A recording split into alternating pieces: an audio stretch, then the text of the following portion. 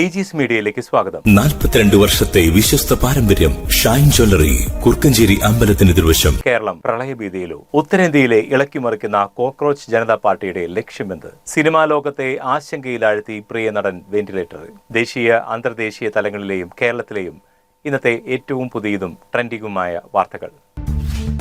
സംസ്ഥാനത്ത് കാലവർഷം കനക്കുന്നു. വടക്കൻ കേരളത്തിലും മധ്യ കേരളത്തിലും അടുത്ത 24 മണിക്കൂറിൽ അതിതീവ്ര മഴയ്ക്ക് സാധ്യതയെന്ന് കാലാവസ്ഥാ വകുപ്പിന്റെ മുന്നറിയിപ്പ്. കാസർഗോഡ്, കണ്ണൂർ, കോഴിക്കോട്, വയനാട്, മലപ്പുറം എന്നീ 5 ജില്ലകളിൽ ഇന്ന് റെഡ് അലർട്ട്. 204 മില്ലിമീറ്റർ കൂടുതൽ മഴ പെയ്യുമെന്നാണ് പ്രവചനം. തിരുവനന്തപുരം, കൊല്ലം, ആലപ്പുഴ ഒഴികെയുള്ള ബാക്കി ജില്ലകളിൽ ഓറഞ്ച് അലർട്ടാണ്. അറബിക്കടലിൽ രൂപം കൊണ്ട ശക്തമായ അന്തരീക്ഷ ചുഴിയാണ് ഈ പെരുമഴയ്ക്ക് കാരണം. പത്തനംതിട്ടയിലെ കുന്നന്താനത്താണ് കഴിഞ്ഞ 24 മണിക്കൂറിൽ ഏറ്റവും കൂടുതൽ മഴ രേഖപ്പെടുത്തിയത്. 150 മില്ലിമീറ്റർ. താഴ്ന്ന പ്രദേശങ്ങളെല്ലാം വെള്ളത്തിനടിയിലാവുകയാണ്. മലയോര മേഖലകളിൽ ഉരുൾപൊട്ടൽ ഭീഷണിയുമുണ്ട്. പ്രേക്ഷകർ ദയവായി ജാഗ്രത പാലിക്കുക.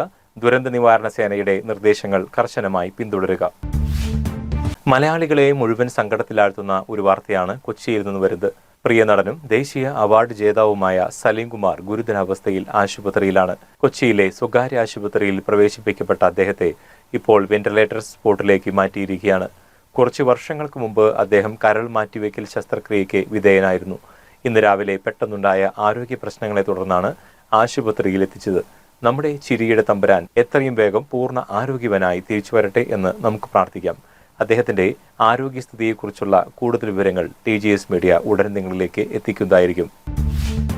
ദേശീയ രാഷ്ട്രീയത്തെയും വിദ്യാർത്ഥി ലോകത്തെയും ഇളക്കിമറിക്കുന്ന ഒരു വമ്പൻ വാർത്തയാണ്. ഡൽഹിയിലെ ജന്തർ മന്തർ ഇപ്പോൾ വൻ പ്രതിഷേധത്തിന് വേദിയായിരിക്കുകയാണ്. കേൾക്കുമ്പോൾ ചിലർക്ക് ചിരി വരാം, പക്ഷേ കാര്യം സീരിയസ് ആണ്. കോക്രോച്ച് ജനതാ പാർട്ടി അഥവാ CJP എന്ന പേരിൽ രൂപീകരിക്കപ്പെട്ട ഓൺലൈൻ കൂട്ടായ്മ ഇപ്പോൾ തെരുവിൽ വൻ പ്രതിഷേധവുമായി ഇറങ്ങിയിരിക്കുകയാണ്. പരീക്ഷാ ക്രമക്കേടുകളിലും ചോദ്യപേപ്പർ ചോർച്ചയിലും പ്രതിഷേധിച്ച് കേന്ദ്ര വിദ്യാഭ്യാസ മന്ത്രി ധർമ്മേന്ദ്ര പ്രധാന്റെ രാജി ആവശ്യപ്പെട്ടാണ് ഈ സമരം. ബോസ്റ്റണിൽ നിന്നും ഇന്ത്യയിൽ തിരിച്ചെത്തിയ പാർട്ടി സ്ഥാപകൻ അഭിജിത് ദീപ്കയും പ്രശസ്ത വിദ്യാഭ്യാസ പ്രവർത്തകൻ സോനം വാങ്ചുക്കും സമരമുഖത്തുണ്ട്. കയ്യിൽ പാറ്റയുടെ മാസ്കും ധരിച്ച് നൂറുകണക്കിന് വിദ്യാർത്ഥികളും രക്ഷിതാക്കളുമാണ് ജന്തർ മന്തറിലേക്ക് ഒഴുകിയെത്തുന്നത്.